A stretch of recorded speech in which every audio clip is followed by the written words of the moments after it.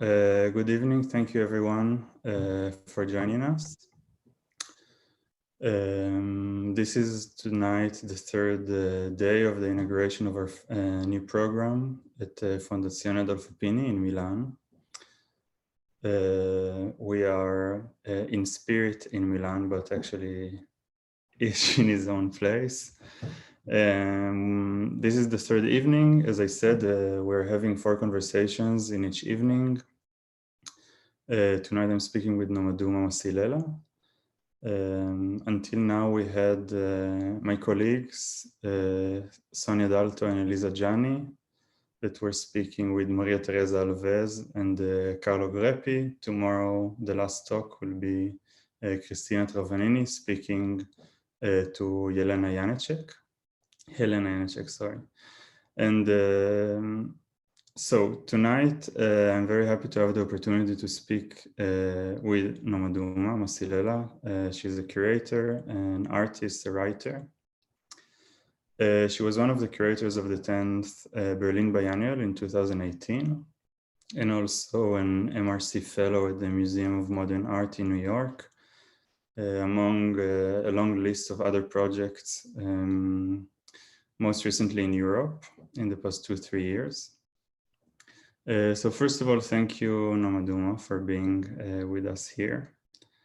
Today we're talking about passing, which is a term that when Nomaduma and I were speaking toward this conversation, trying to define it in a very brief manner, we came up with the ability of an individual to adopt the characteristics of those who are in power in society. So we're talking here in terms of race, gender, sexual orientation, social class, and religion. And in principle, we're speaking about tactics of survival. We're speaking about the ability to assume a position of power. In the course of the evening, we will speak about different definitions of passing, give some examples. This will lead us to question ideas of authenticity. What is authentic? What is not? What is fake? How passing as a phenomena or a practice puts pressure on the very terms by which authenticity is defined. And so we will speak about scams, about cons, whether it is morally wrong to pretend to be someone else, and also touch a bit the tension between the current climate that requires us to celebrate or to perform who we really are, our real self. So we will try to question what it actually means, what is behind this demand. One important note is that the conversation is recorded. And so if you are using your video, it is also recorded.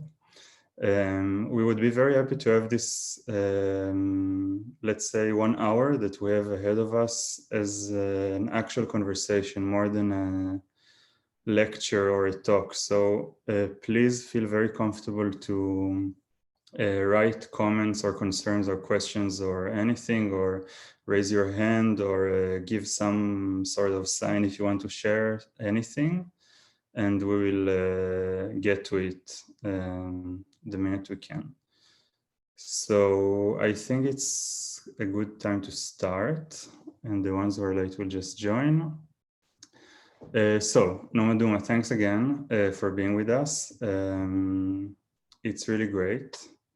And maybe we can begin with some sort of a definition or some sort of, let's say, let's understand what is this term that we're using, passing. So what is behind it, or what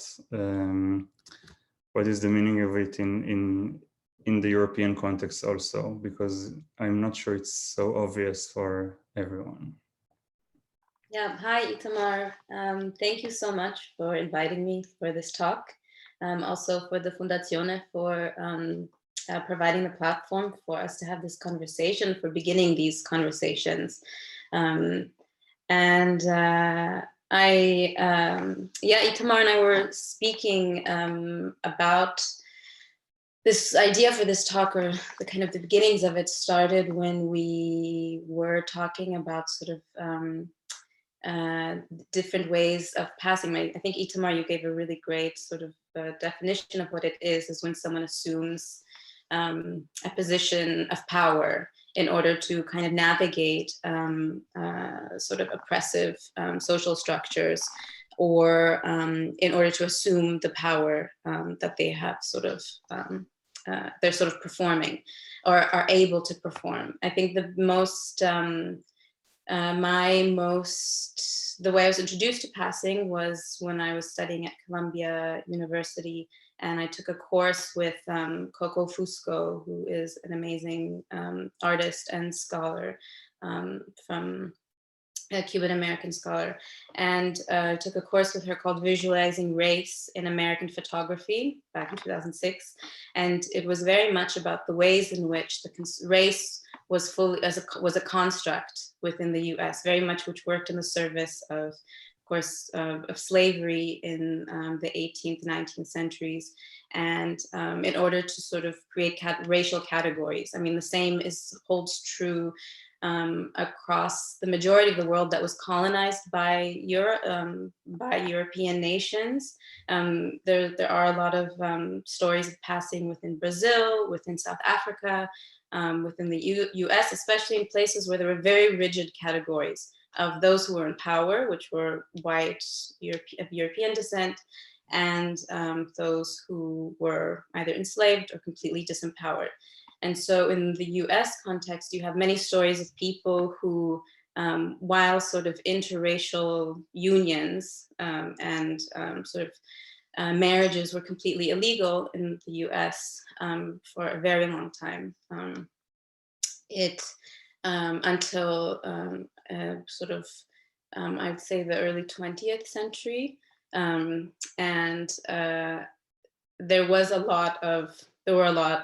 lot of racial mixing, kind of forced racial mixing through sexual assaults and etc. And so there were a lot of people born of mixed race, and some who were able to pass as white and thus kind of escape their situation in a sort of way.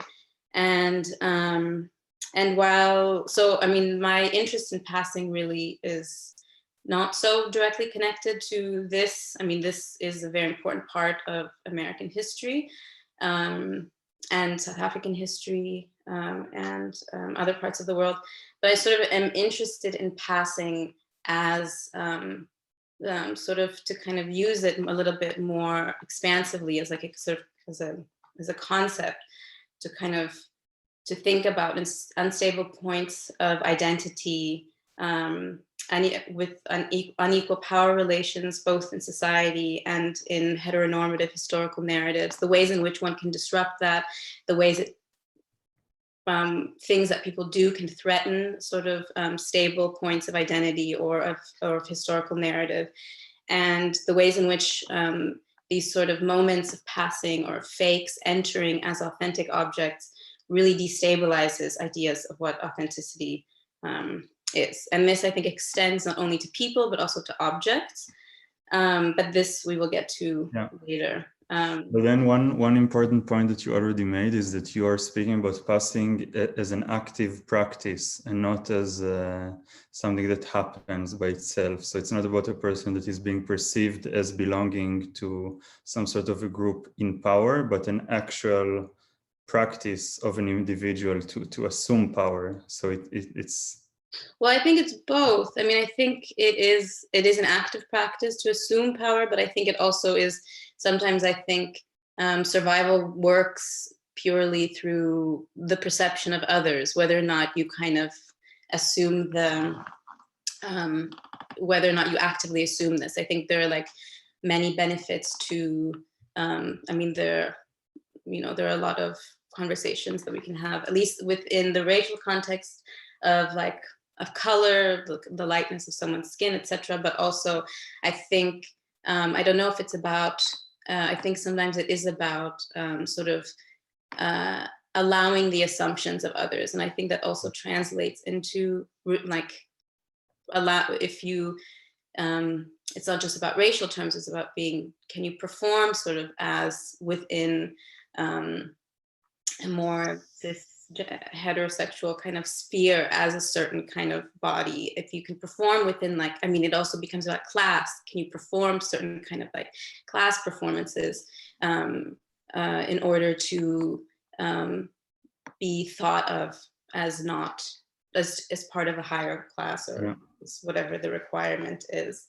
And I think it all really, like, for me, the way I understand it is whether it is active or passive, it is a way of survival or a way of dealing with really unequal and oftentimes very violent kind of social dynamics. And yeah, and I think it's just really a tool of camouflage and of survival, or it can be manipulated. I mean, this is where the con comes in. And I think that is the main fear of, especially of those who feel maybe that their position of privilege or of power is placed under threat by the person who is able to pass into this rarefied or sanctified sphere of privilege or of power. I mean, we're sort of talking, I mentioned this, the example of religion. And I remember when we were speaking, you gave a really interesting example, Itamar, told about a really interesting story, Itamar, that you had done research on. Yeah, I mean, we were talking mainly about the fact that it started, this term, as being used in a very US context, and initially in terms of race more than anything else. So about the ability of a person who is not white to be considered or perceived by others as white, or like the grades of how light-skinned you are in correlation to how much privilege you have.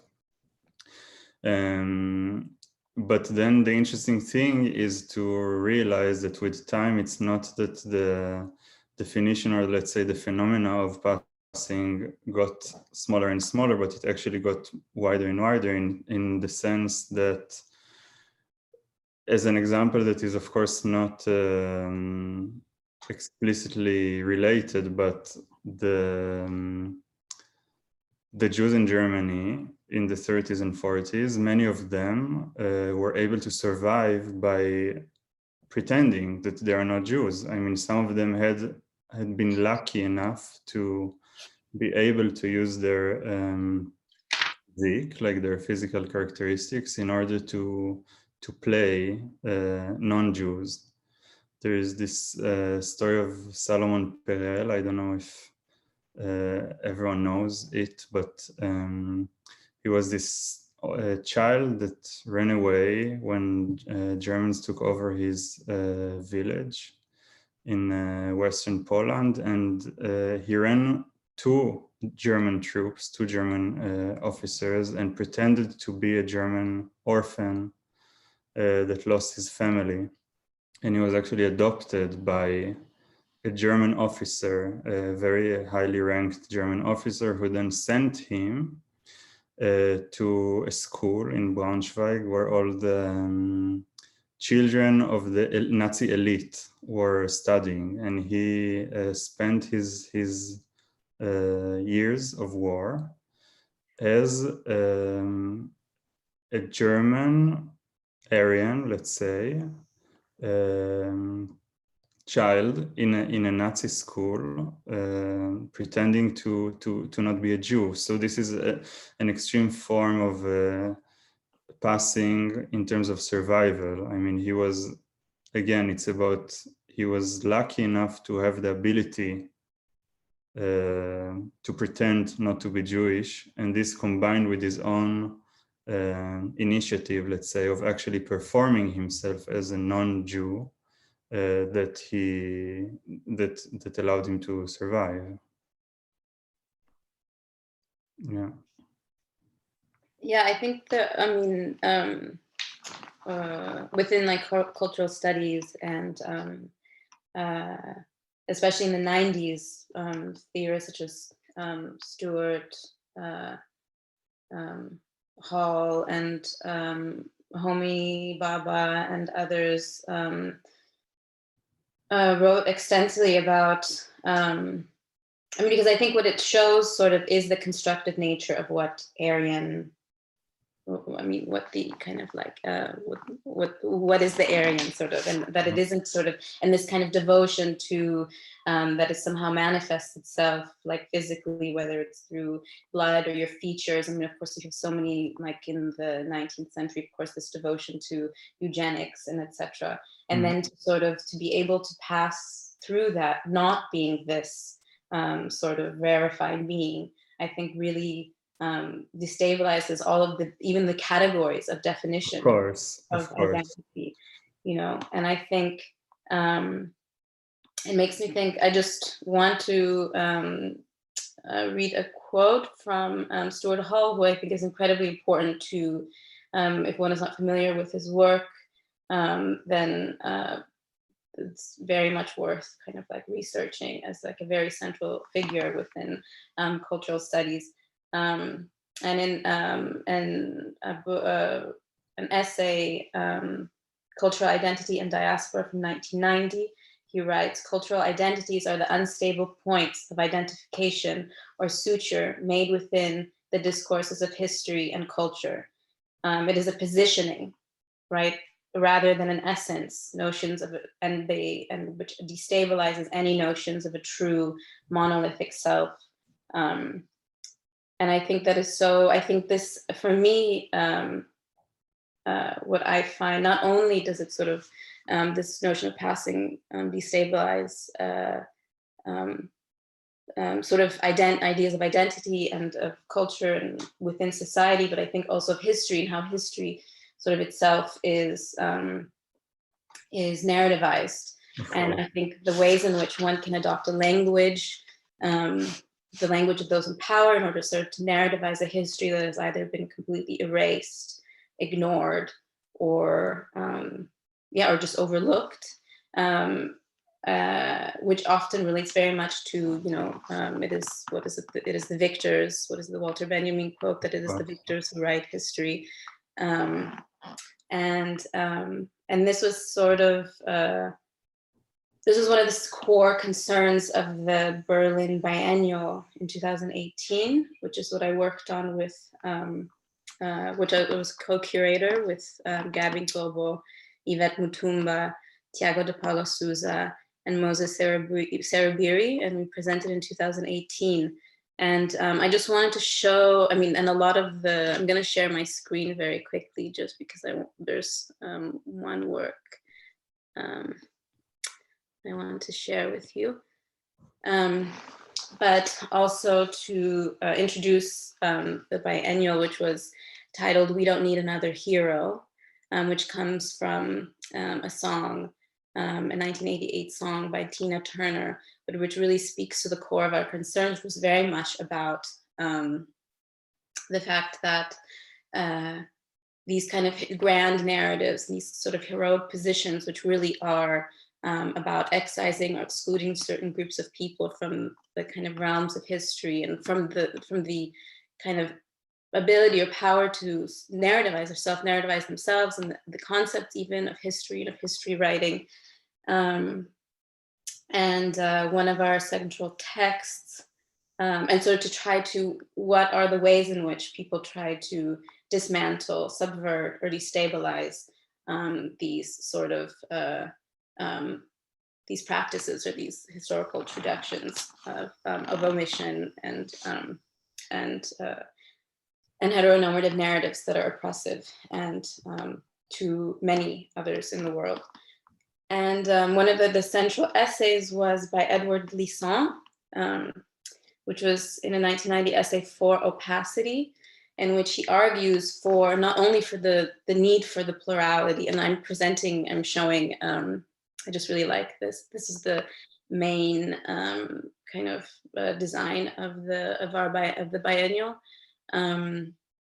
which is this sort of, this is a kind of patterning that was placed on warships during the Second World War. Now I'm a little bit forgetting some of these like tiny details, but which was, so this wasn't really camouflage to make the warships disappear in the water, but really that when one was looking at the warships, one couldn't quite tell where the warship was, the distance in relation to yourself that one had to the warship. And so we're really interested in these sort of, it isn't really about, passing isn't about disappearance, it is about confusing and not allowing to be easily, I mean, it can be a mode of disappearing, but also it is a way to sort of confuse the systems which order the society that you are existing in, which work often very much to one's disadvantage. And so, and this, the right to opacity, which Glissant writes about, is about this sort of, the need for people to be able to be unknowable and to be complicated and not easily categorizable. And that the desire for everyone's transparency really is stated in, from the position of those in power, demanding that those who are oppressed or those who are disempowered always have to be transparent, always have to be knowable, nameable, and known. And those people who are kind of able to pass somehow around these categories are really quite dangerous to the systems that have been established. And I don't know if you want to add anything to this, Itamar, else I won't. No, I think it would be interesting to speak. We can do that a bit later, but because you're speaking about the right for transparency, like the will to be unseen or unknown or not being tagged or not being named, I am very curious about the tension that is evidently coming out between this and the, I would say it's a demand, even though it's a bit strong as a word of perform our own self, because we live now in times in which we are required by, good question, by whom? By the, let's say, the climate in which we act wants us to speak about what is unique about us. Where do we come from? Why are we not like the others? How do we threat the system? So we're actually required to celebrate the exact opposite of what would be a transparency of like, I am not seen, you don't know who I am, you don't know where I'm coming from, just please watch what I'm doing or read what I'm writing. Our identity plays a very strong role in anything that we're doing today in the cultural world, let's say. Yeah. So I find it very interesting, this tension between this demand for transparency by Glissant that you mentioned, and on the other hand, this demand of performativity, of like, be unique, say what is, who you are, don't be ashamed of any aspect of your identity. Yeah, I find it very interesting. Well, I mean, Glissant argues for opacity, which is exactly what you're saying, of like that you can be unknown to others and to yourself. And then this insistence upon transparency, which is what now maybe is being demanded.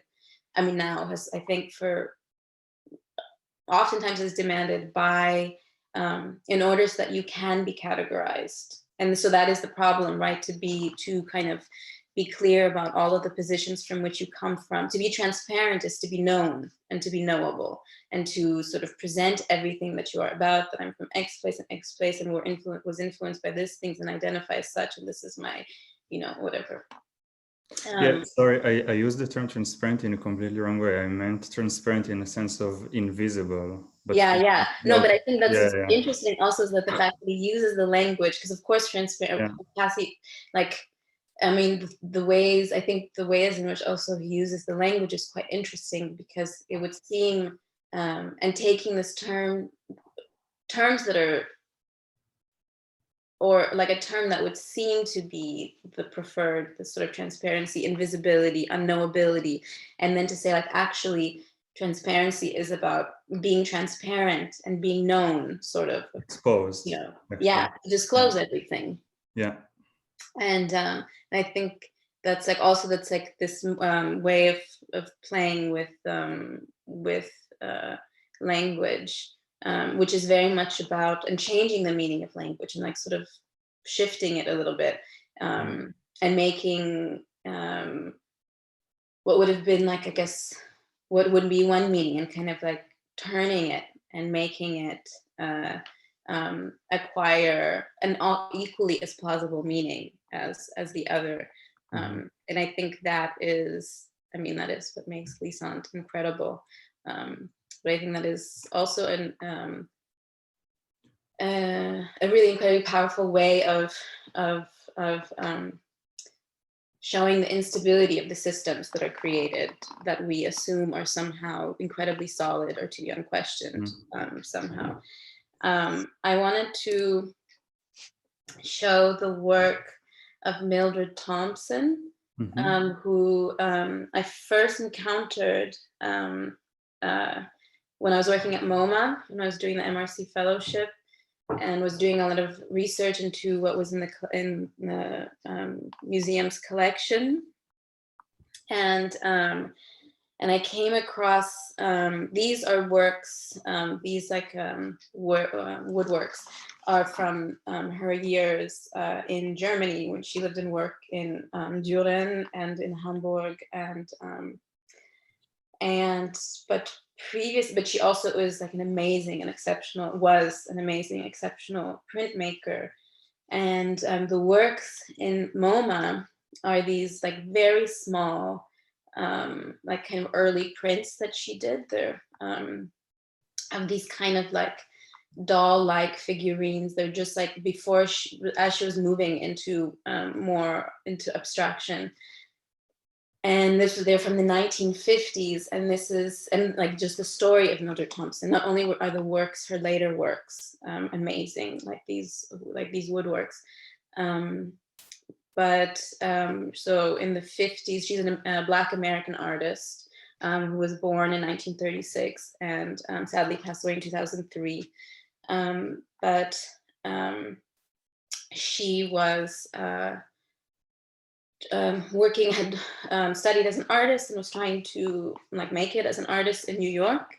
And she was in New York in the 1950s, and was having a really hard time kind of selling any work, getting gallery representation, kind of making a life, being able to support herself as an artist. And someone suggested that she hire a white actor to play as her in order to get work, in order to have to sort of spark an interest in her. So to stand behind her work, so the same work but presented as if it was a white man. Yeah, just to hire a white person to pretend that they were her. Yeah, just to, you know, and then I mean, she refused and realized kind of like this incredible, I mean, like 1950s America was right before the civil rights, or like was right in the throes of Jim Crow, and was right before, which was this policy of racial segregation, in which, but also was right before the civil rights movement in the US. And so she moved to Germany and studied, and then was able to work. But it really was this, I'm gonna stop, what did I say? Oops.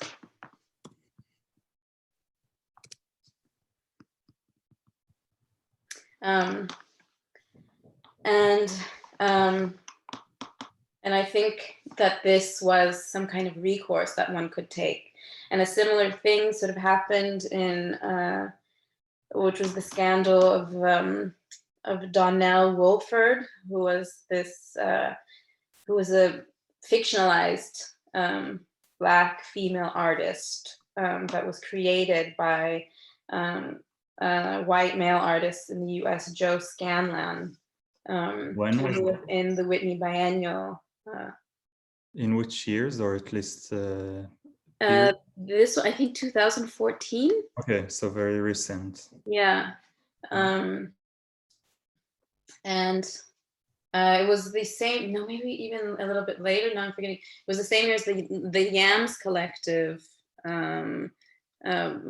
which was kind of refused their inclusion or pulled out of the Whitney Biennial in response to this. Because he hired 2 female actresses to sort of perform as this fictionalized character that he had created. And it created an incredible controversy around this kind of like questions of authenticity, of what is it? When you impersonate, so impersonalization? No, what is the word? But wait, sorry, this was the work was Yeah. Finding 2 actresses that would play it, or it was supposed to be hidden. This was the point. But yeah, I mean, his name wasn't anywhere in like the biennial logs. Like the work, this was to be Donnell Wolford, who was this created persona. Oh, yeah, so it was presented as a real person. Was the artist. Okay, yeah. The performance artist who performed certain things, and the performances were embodied by 2 actresses that he had hired. Okay.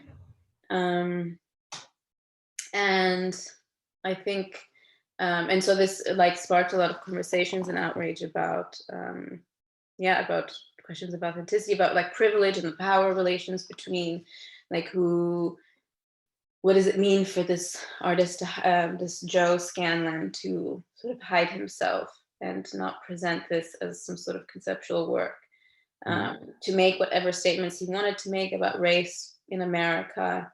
I think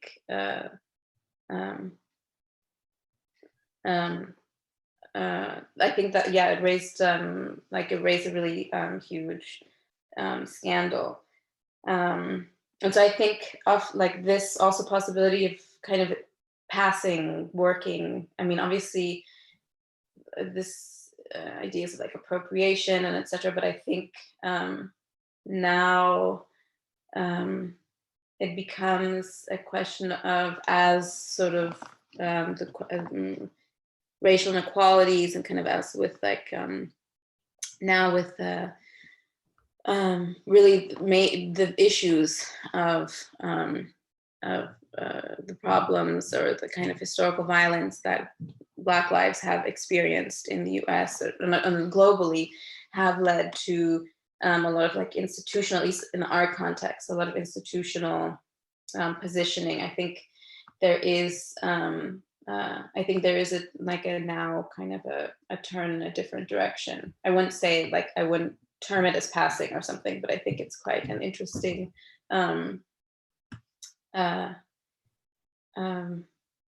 thing to consider, this turn of, and who is trying to present as what, and like where. Of course, exactly. And like where does like who, and where does the privilege and kind of position of power come from, and what is the relationship towards this new identity that is being assumed, sort of. And going back to the biennial that you were co-curating, so you mentioned one of the projects that you presented. You mean Strange Attractors? Yeah, exactly. Yeah, so I made like a curatorial publication, sort of kind of artist book as exhibition, sort of, with a number of artists and thinkers, primarily visual artists and gamers. And there was like a book of letters and games, trying to think of the ways in which one could create, or the kind of tools that we have for disrupting the system, or for kind of getting around either modes of surveillance, or also for disrupting the ways of how we engage with one another. I'm going to screen share briefly again.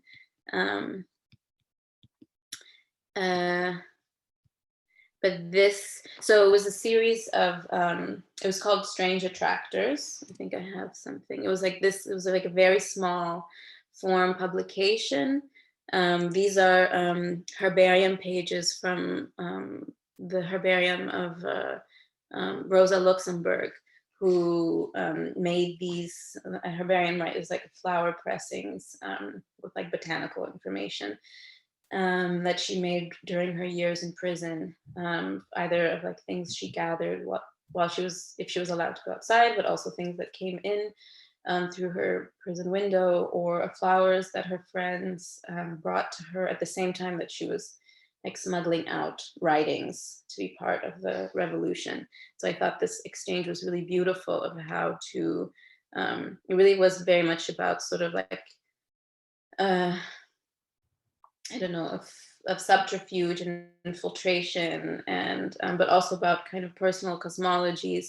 And actually in this photo, it's great that in this photo of this, during our launch, one of the visitors afterwards when they were reading the book, is of a game that was made by Maddie Bryce, Robin Yang, and Jen Aparachmian, and it's called Destroy All Men. And it is like it's a card game.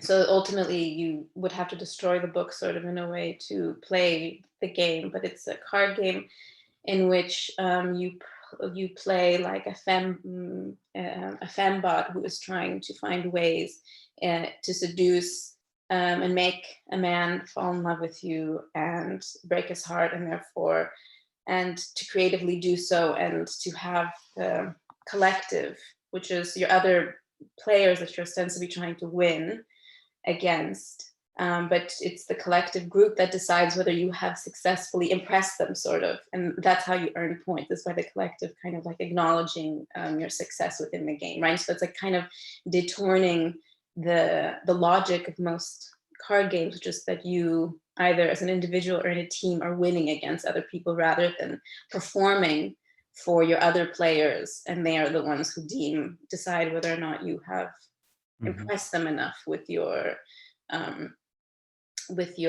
destruction of and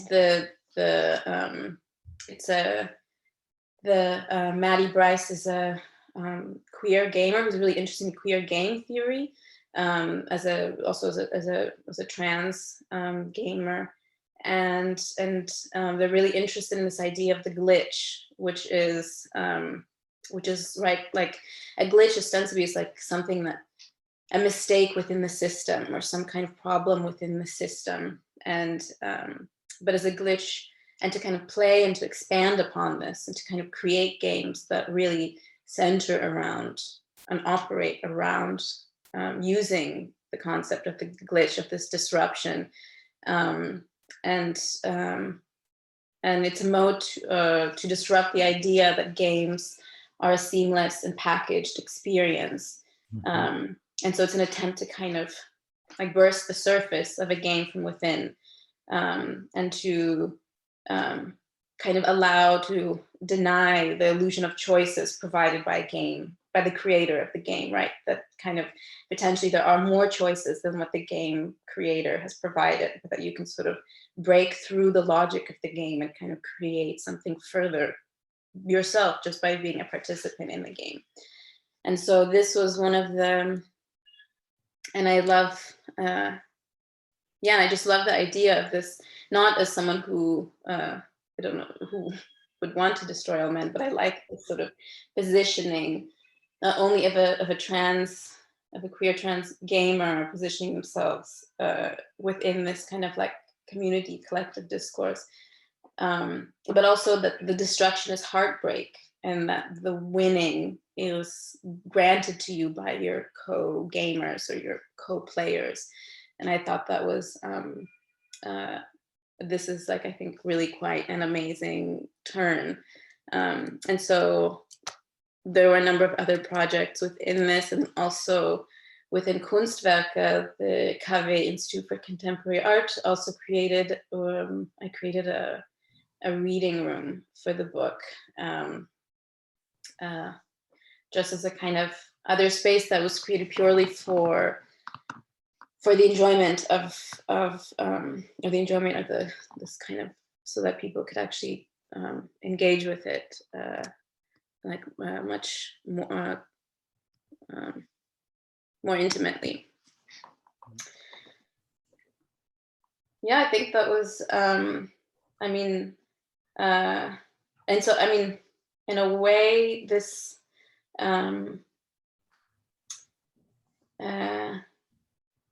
this, I think, so the way I think of the connection of the glitch to passing, sort of, is, it also comes from like a very early sort of like theoretical foundation that I had, which was the writings of Homi Bhabha, who was also an incredibly important cultural studies theorist, and he in of Mimicry and Man, the Ambivalence of Colonial Discourse, which is from his 1994 book, The Location of Culture, which was really kind of my, I mean, like such a central text for me in my, I don't know, early university studies.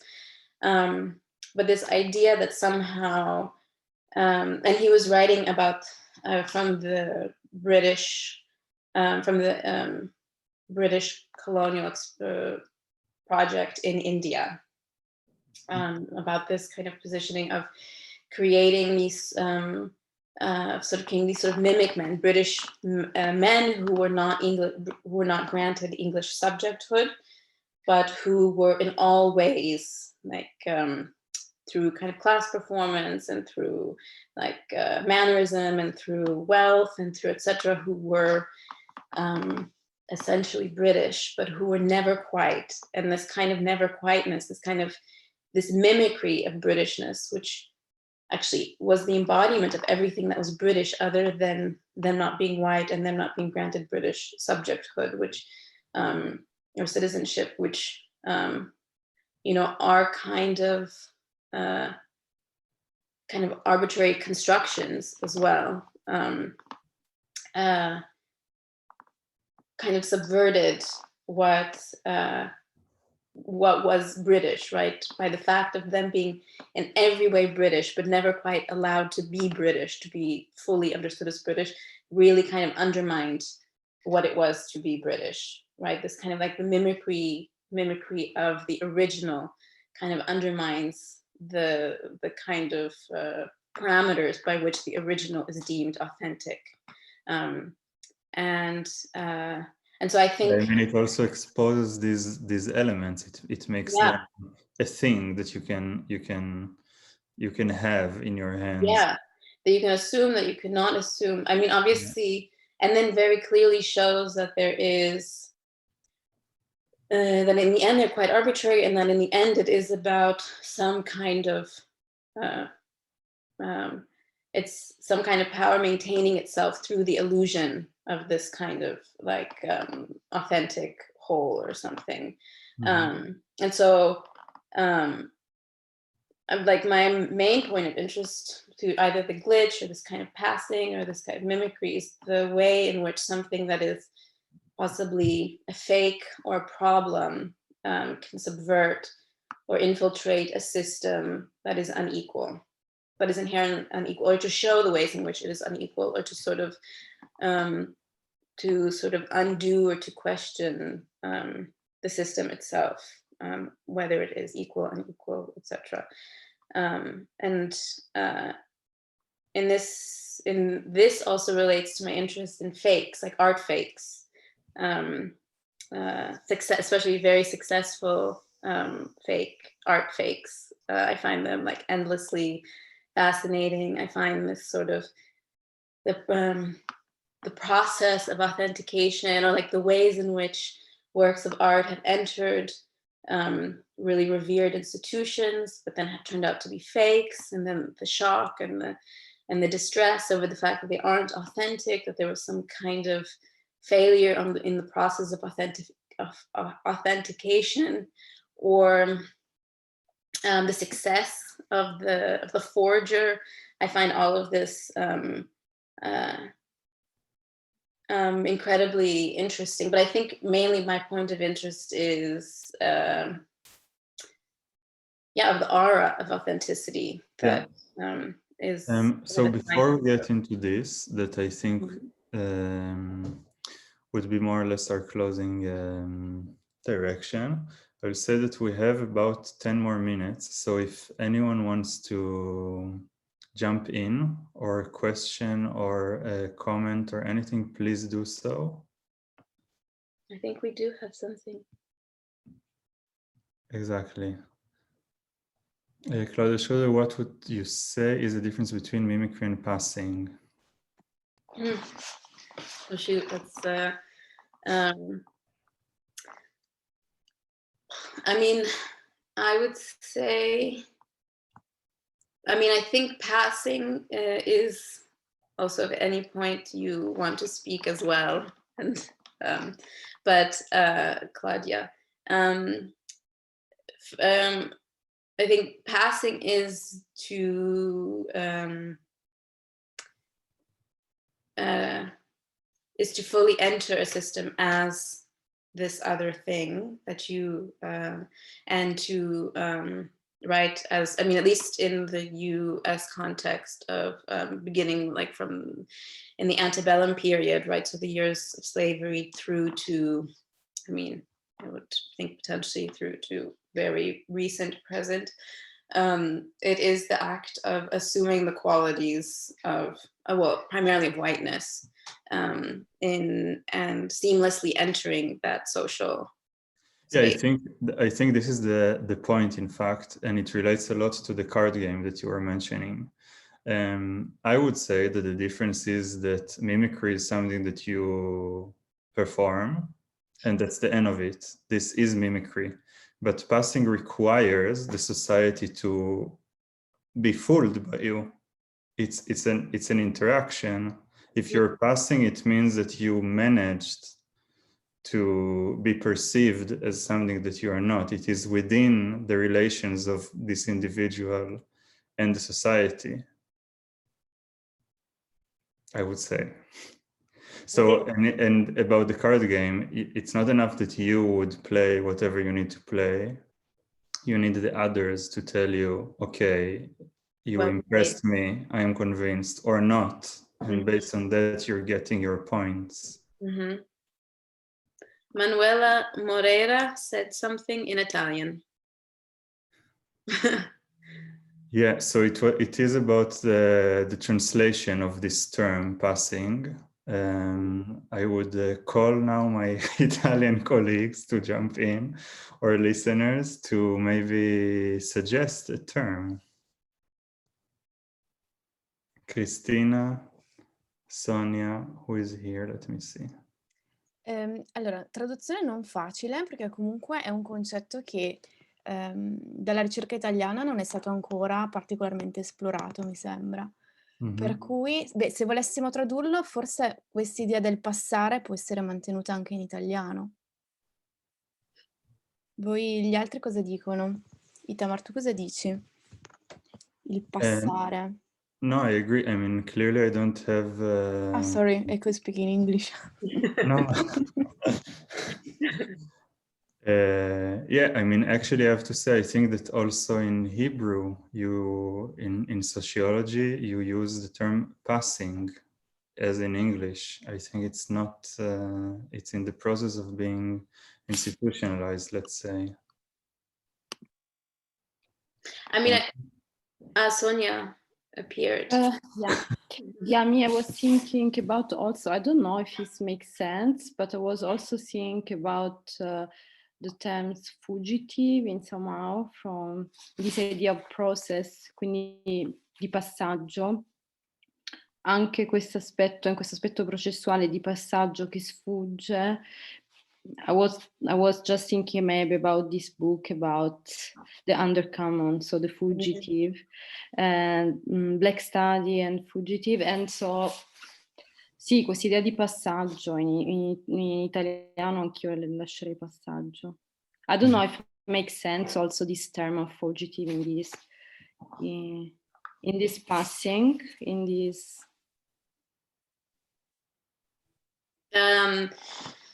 Oh man, yeah. Something that is not fixed. This is from Fred Moten's exactly. Comments. Yeah. but I think fugitivity, as far as I understand, it is about, I mean, I guess I wouldn't really put it in the context of, I mean, I think it is interesting, maybe like in the extended. Yeah, I put it also in a very like, just also like a question, you know. But I wonder, I mean, I think it is about, like also about like knowledge transmission, or like finding like kind of, right, because it's about pedagogy and about fugitive modes of pedagogical. Yeah, it's mostly about transmission of knowledge. Yeah, it's a lot about study, but also it's put in a way of life, and also to process differently this governmentally that we live all also with this process of identity, I think. So yeah, I don't know, it's just like an open question, because I was wondering the term, because I was thinking also about the translation a long time. I was thinking the translation this term fugitive in Italian, and so when Itamar asked, okay, so passing, I was just wondering, okay, maybe it's like. But I think maybe for me somehow, I mean, just it makes me think back to like, because I think somehow in a way, like passing is attempting to take on the position of power without maybe disrupting it. You do inherently disrupt it by entering it, by not being an acceptable member of it. But I think there's the desire to sort of seamlessly enter and occupy this position of power for whatever reasons, right? And I think one's presence within this does destabilize it, but it isn't done actively. Whereas I think fugitivity is like an active destabilization of these like systems of, I mean, that's sort of when you were, or like an active or like a conscious or desired, it's a desire to change sort of systems of governance that are, and to sort of destabilize them. Yeah, we should think about for a translation in Italian, maybe. Okay, there is another question by Matan Radin. Is passing or the requirement to pass something wished or used by racist groups? Will these people appreciate someone trying to pass? Ooh. Ah, very good. Okay, but wait, we have this one question. Is the question clear? Does Matan maybe want to elaborate a bit, because I'm not sure